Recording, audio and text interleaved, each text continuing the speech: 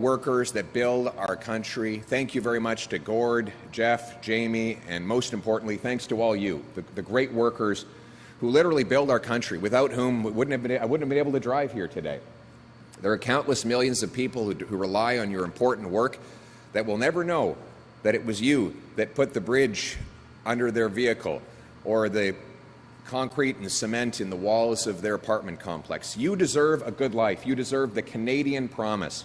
Your hard work should get you a beautiful life in a wonderful house on a safe street, protected by our brave troops under a proud flag. That, after all, was the Canadian promise. But after 10 years of the Trudeau-Carney Liberals, housing costs have doubled, food is unaffordable, taxes punish work, crime, chaos, drugs, and disorder reign in our once safe streets. And worst of all, we've lost $500 billion in investment to the Americans, making us more dependent after 10 years of Liberals on President Trump. Speaking of whom, yesterday the President said that having a Liberal Prime Minister would be easier for him to deal with, just as he threatened once again to make us the 51st state. And you know what? On that point, it's true. I'm a strong leader. I'm a tough guy to deal with. I'm firm in my convictions, and I'll always put Canada first. By contrast, in 10 years, the Liberals have blocked resource projects, hiked taxes, and driven $500 billion of investment to the U.S., all while Mark Carney moved his corporate headquarters out of Canada to New York, bringing jobs to the United States of America.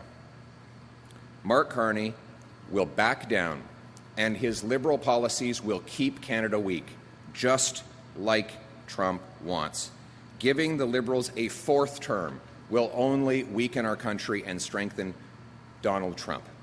We need a strong, tough leader who will unleash our resources, cut taxes and red tape, build homes, and make our economy less reliant on the Americans, to put Canada first.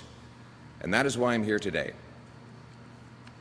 About 500 kilometers away from here, 500 kilometers away from Thunder Bay, in Canada's wonderful communities of the north, companies discovered one of the largest untapped areas for rare earth metals in the world.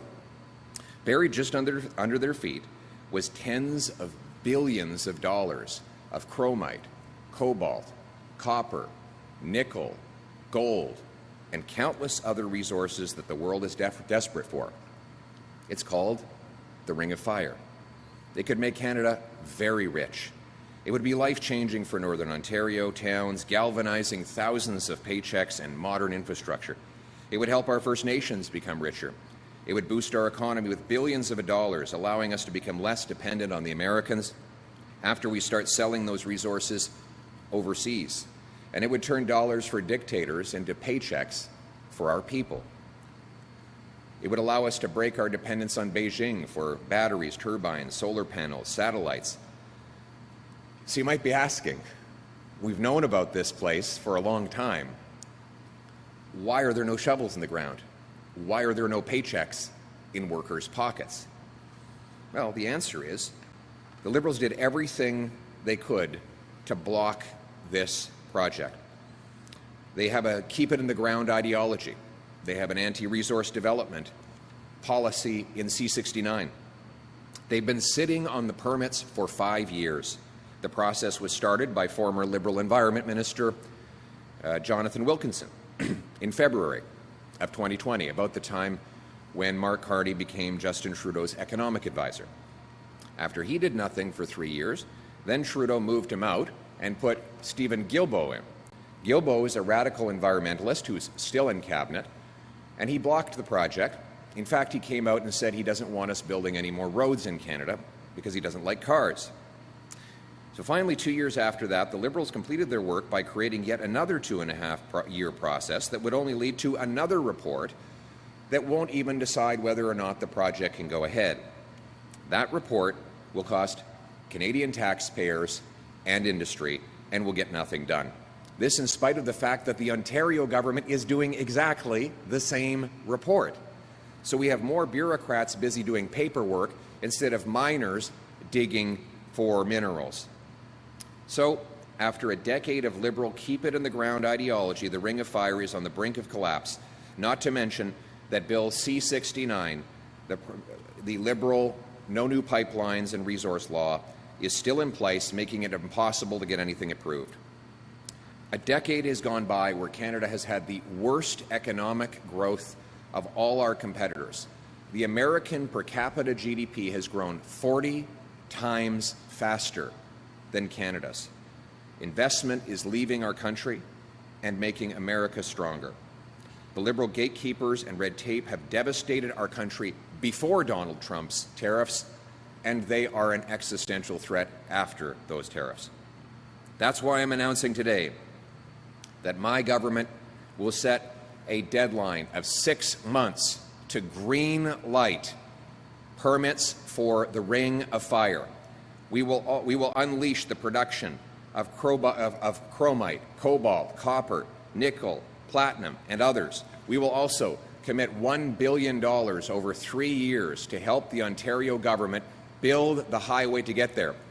I hope that highway will be built with your asphalt, with your concrete, and with your hard work. The supplies that you make here that are so often made in Sudbury will be absolutely necessary to build the infrastructure to get the minerals to market from the Great Ring of Fire.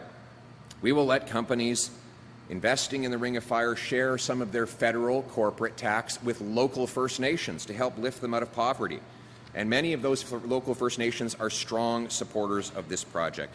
I think of Chief Cornelius of Webequie, of Chief Bruce from Martin Falls. They have actually met with me and asked for this project to go ahead as soon as possible because they know it will make them richer and better off for the future. And because NATO has identified many of these critical minerals as necessary for our common security, we can count some of the expenditure on the road towards our NATO 2% target for defense. We'll make this money available by cutting foreign aid, bureaucracy, consultants, and other liberal waste to free up money for productive investments. We'll unleash the production of our resources for our benefit. Only a Canada First Conservative government will rapidly approve projects like these. We will repeal Liberal Law C-69 and instead grant rapid permission to our companies to build more pipelines, more natural gas exports, more data centers, more mines, and more projects of all kinds across this country. We will stand up for this economy and our people. We will also repeal the entire carbon tax law on consumers, on industry, for everyone, for good. That will protect paychecks and bring production home. We'll also make sure that, speaking of home, that home will be safe again. We'll carry out the biggest crackdown on crime, illegal border trafficking, and drugs, so that you're safe again. I know that people in Sudbury no longer feel safe. When I crack down on crime by locking up criminals with jail and not bail, we will re-secure our communities so our children can play safely in the streets. Most importantly, we will become a strong, self-reliant, sovereign nation to stand up to the Americans and stand up for ourselves. We will reward work, unleash entrepreneurs, harvest our resources, make our own goods, trade with each other, build homes for our youth, rebuild our borders and military, honor our history, and raise our flag. And most of all, we will restore Canada's promise. A country where anyone from anywhere can do anything, where hard work gets you a great life in a beautiful home, on a safe street, protected by brave troops under our proud flag. Canada first. Let's bring it home. Thank you. Thanks, everyone. Thanks a lot. Thanks, guys. Thanks, guys. Thank you. We will now take questions on the floor. On va maintenant passer aux questions. Hi, Pierre. I'm Lindsay Alick from CTV News here in Sudbury. Hi, Lindsay. Would you support processing of these critical minerals right here in Sudbury? Absolutely. We should process the minerals right here in Sudbury and in countless other communities across Canada, but most importantly, Sudbury. Sudbury is the hub. It's the hub for the supplies that go into our mines, but it's also the hub where the minerals should go to be refined, upgraded, and then shipped to market all around the world.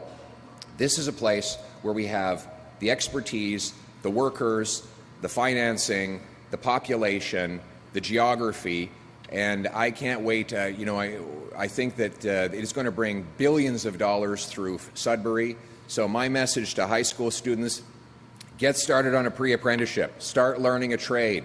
Because when you get out of high school, you're going to be right into a full-on apprenticeship, and then you're going to be into a $200,000 a year job working on mining and mining-related positions. It's going to be an incredibly bright future for our incredible workers right here in Sudbury. Thank you. Thank you. Next question. Prochaine question. Harold Carmichael, Sudbury Star, Post Media. Mr. Poilievre, you've admitted your political style is a little too blunt, too direct. Are you going to soften or amend that style leading up to the weeks and months of the next election? I think we need a strong leader who will make our country strong. You know, Canadians are nervous right now. They've been suffering after the lost Liberal decade raised their cost of living, made it impossible for them to buy homes, unleashed crime in our communities. And I've been very blunt in speaking out about that. But I'll also be very blunt about speaking of solutions. My solutions are very clear. We are going to lower the tax burden so that these hard workers back here keep more of their paycheck. We're going to get rid of the whole carbon tax so that businesses like this not only survive but grow. We're going to repeal the anti-resource laws, and we're going to unleash the production of our resources. We're going to lock up the criminals, secure our border, and rebuild our military. That's how we're going to make our country strong and sovereign and put Canada first.